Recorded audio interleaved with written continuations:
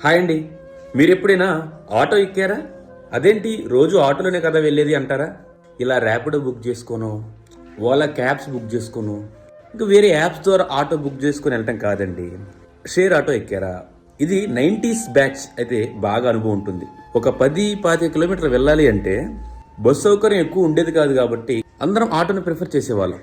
అతనేమో 4 in all 7 in all అని రాసున్నా ఒక 12 మంది ఆయన ఎక్కితే తప్ప కదిలేవాడు కాదు. కాసేపు కోపం అనిపిస్తుంది. తర్వాత అతనితోనే మాట్లాడుతూ అతను పెట్టే పాటలు వింటూ హ్యాపీగా వెళ్ళేవాళ్ళు. కానీ ఇప్పుడు ఈ యాప్స్ రావడం వల్ల చాలామంది ఆటో అన్నలకి అవి వాడటం సరిగ్గా రాక వారికి పని లేకుండా పోయింది. ఎందుకంటే చదువుకున్న వాళ్ళు అయితే బాగా వాడగలరు, కానీ ఈ ర్యాపిడో ఇలాంటి యాప్స్ చదువులేని వాళ్ళు యాప్ల ద్వారా వాడలేరు. సో దానివల్ల చాలా మందికి పని లేకుండా పోయింది. దానికి తోడు ఫ్రీ బస్ ఒకటి రావటం, అది ప్రతి స్టేట్లో అమల్లో ఉండటం వల్ల అన్ని చోట్ల ఆటో అన్నలకు చాలా ఇబ్బందిగా ఉంది. ఇప్పుడంటే ఇన్స్టాగ్రామ్లో, యూట్యూబ్స్లో కొటేషన్స్ చెప్పడానికి చాలా మంది తయారయ్యారు. కానీ అప్పట్లో కొటేషన్స్తో చంపేసే వాళ్ళు ఆటో అన్నయ్యలు.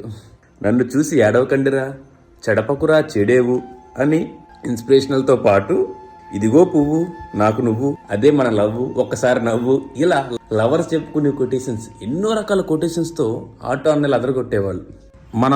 మన కుటుంబంతో ఏదైనా ఫంక్షన్కి వెళ్ళాలంటే మనకంటే గంట ముందే మన ఇంటి ముందు ఆటో పెట్టి మనం రెడీ అయ్యేదాకా వెయిట్ చేసేవాళ్ళు.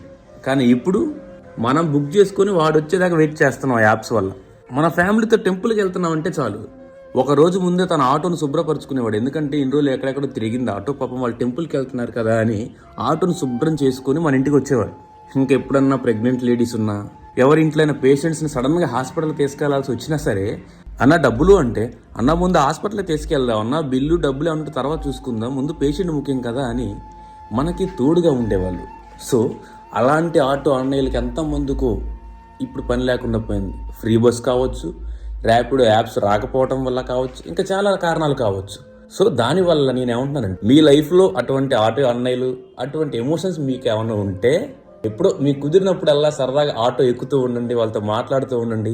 మళ్ళీ ఆ పాత జ్ఞాపకాలు, ఆ పాత ఎమోషన్స్ని ఒకసారి రీకలెక్ట్ చేసుకోండి. Thank you very much.